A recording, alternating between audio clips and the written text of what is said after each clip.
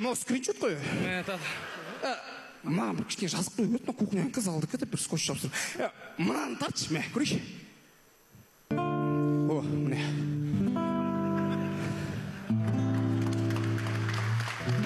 Құрметті достар, біздің жайдарман ойнап жүргенімізге биыл 8 жыл болады. Ал күлдіріп жүргенімізге 2 жыл.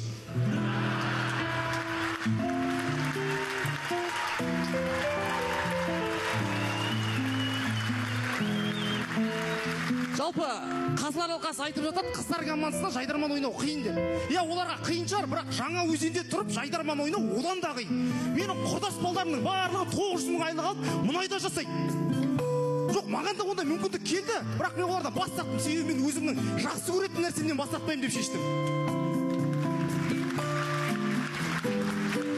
Құрметті достар, біле жүріңіздер, дәл қазір өзінің көкейінен басқа жерге идеясы көрсетілмеген небір мықты автор, сценарист, режиссер, актерлар дәл қазір мұнайда скважинаның басында өзінің қаламаған жұмысын жасап жатыр.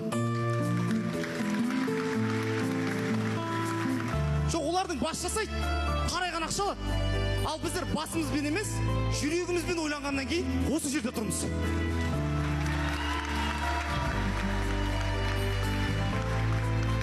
Адамның абыройы ақшамен емес, мансаппен емес, атақпен өлшенбейді. Адамның абыройы істеген ісімен, ардақтаған сөзімен өлшенеді. Бейсен Құранбек.